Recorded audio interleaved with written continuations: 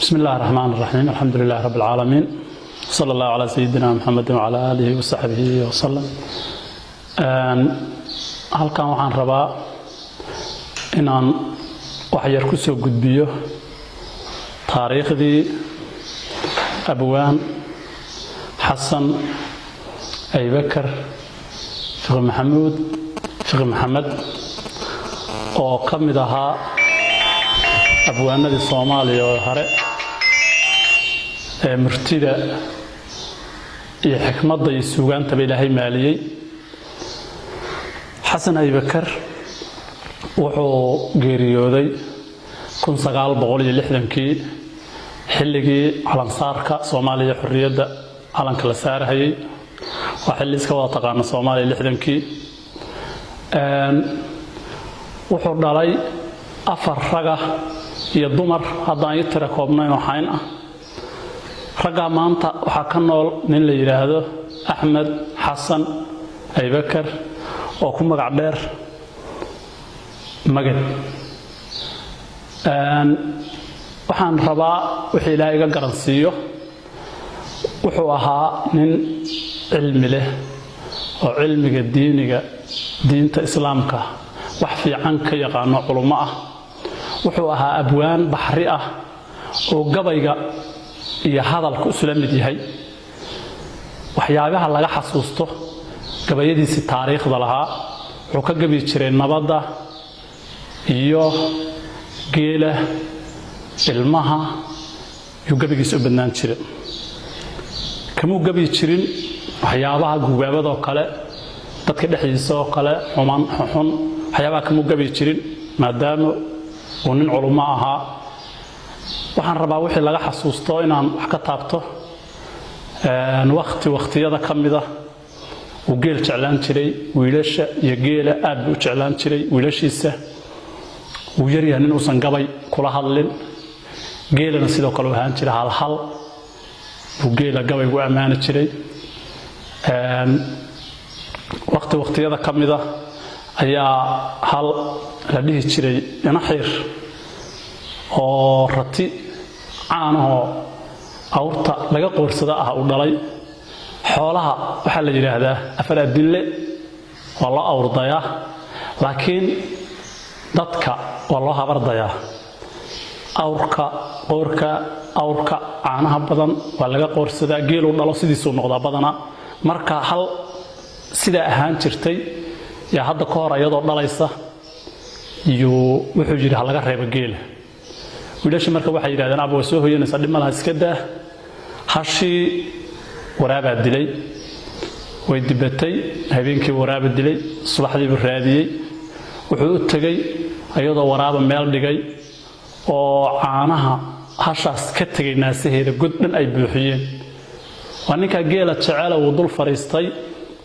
wuxuu bilaabay gabay dunida waa waxaan ku nacay duug xumaanshaha oo dahab ninkii haysan jiray daa'if oo noqon jiray aku dumar xun waa waxaan ninkee diif u leeyahay oo gogoshi loo daadin jiray lagaga dowraa aku dowdar waa wuxuu sidka hadeer u laayacay oo xala waraaba u dibriyay dalawadiisii way badnayd akudaas markuu cabaar waday yuunin culimo abu aha garawsaday waxa u soo sawirantay in hasheena tagtay wiilkiina uu caasiyay aku dowdar waa wuxuu sidka hadeer u laayacay oo xala waraaba u dibriyay dalawadiisii markuu yiri marka kadib gabay taariikhi ee Soomaaliya ama reer mudug aad u yaqaanaan yutiri ilaahay wuxuu ku qadara ama saqaybtiisa in la qoomameeya sharciga qadafku weeyaane lix xalo qanaacada ku sugan qaafna ku hikaadsan oo wada qisalaba jidhee maana isaga qaato bijir waxba marka ka xasuusanahay waxna kama hayo nafla looma quureen hashi qirada weynaydi in waraaba qood looga dhigay looba qabi meeyne inay qayb ilaahay ku timid maana isaga qaato qismuhu waa maktuub malagna waa qaayb waligiisa waxaan quudanaynayo naftabo saacad baa u qorane qalinkii kitbadii waa horaa la isla qaayibay inaan dunida qola waarahayn maana isaga qaato qaw iyo qaniiyo hadii qodob meel saydo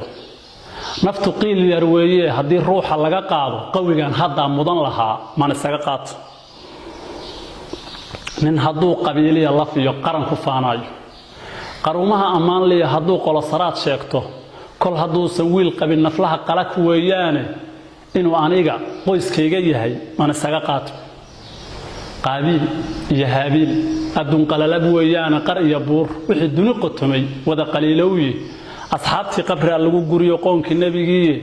sayid cali qawibo il yar baa loo qalaaladay inaan anigu qoontada ku jiro man isaga qaato awow gabaygaasu tiriyay oo hadda lixdii qisana wadahay qayb yar Soomaalidu marka badideedu way soo qaadataa Ilaahay wuxuu ku qadaro ama qaybtiisa in la qoomameeyo sharciga qadafku weeyaan laga soo qaataa gabayga hasha intaas ayaan ka xasuusanahay xilli yaa awow asoo jooga Xasan Aybakar asoo jooga guriga habeenimo xilli la seexday waxa u timid marti gabaygu wuxuu la mid ahaa hadalkana aan ku sheekaysanayno kale dadka reemadu ama reebaadiyaha ee Soomaaliduna xoolaha tir dhaxaadku waxay ahaan jireen geela ninku caawa soo seexday hadii marti u timaado geeluna irmaan yahay waa mid kaliya oo geela lagu amaano uu aadaya waa la xiskiminaya waa loo soo lisahaya hadii se geel uusan ku irmaanayn martiduna ku timaado wixii uu la sameeyaa hadii xoolaha wax ka qalmayaan waa in wax loo soo qala xilliga la seexday mana sahlana oo marka martida markay u timid buu wuxuu yiri haddaan dhayda soo shubi lahaa dheelihii maran haddaan gooldhag soo qaban lahaa dhuufan arigii buu yiri haddaan gooldhag soo qaban lahaa dhuufan arigii haddaan dhayda soo shubi lahaa dheelihii maran golihiisa kaan dhugan lahaa wuusan noo dhalin waan lagu dhibcine xeeradan soo dhifan lahaa macna dhita haday taalo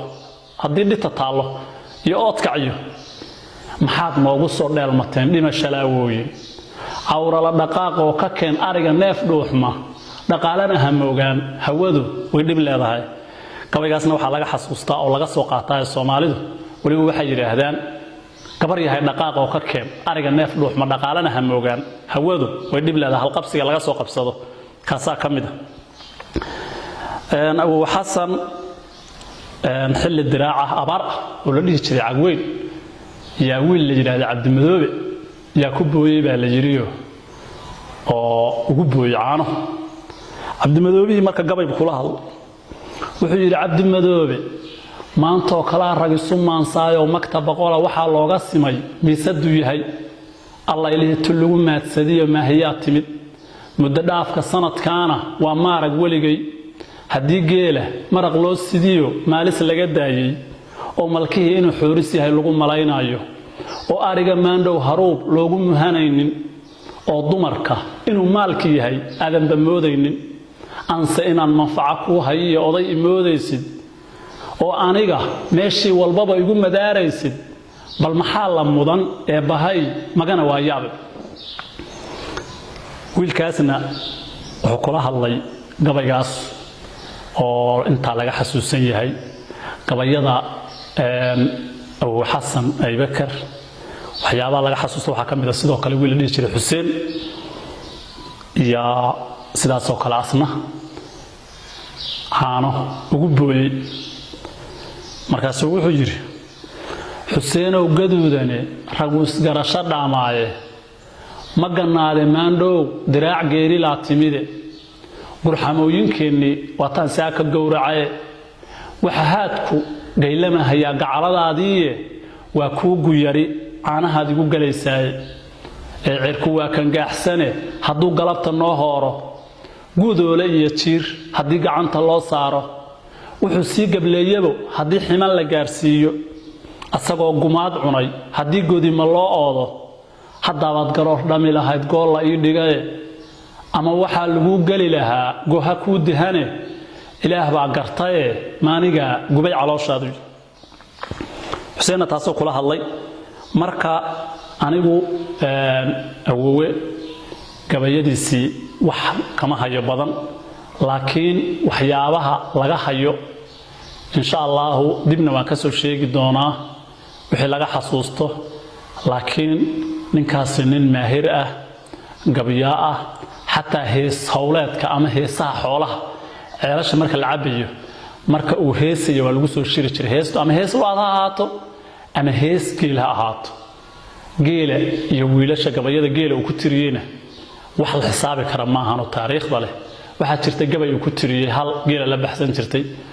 waxa jiray gabay nabdeeda uu tiriyay wax kasta gabay buu kala hadli jiray xataa ri xilligii hore ariga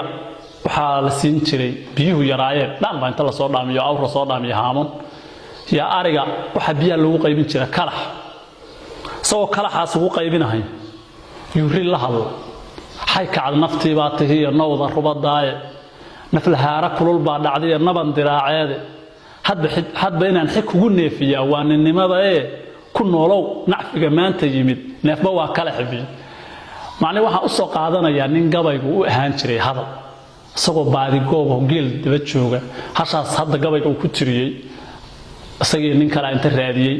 geelay la baxsan jirtay geed fuuleen geedkii markay ka fiinta baxaan bay u muuqat geedkaas oo ka fiinta baxsan buu gabay bilaabay hasha uu ku tirinayo uu ku kala amaanayo geela ayadana uu ku habaarayo kaga reebayo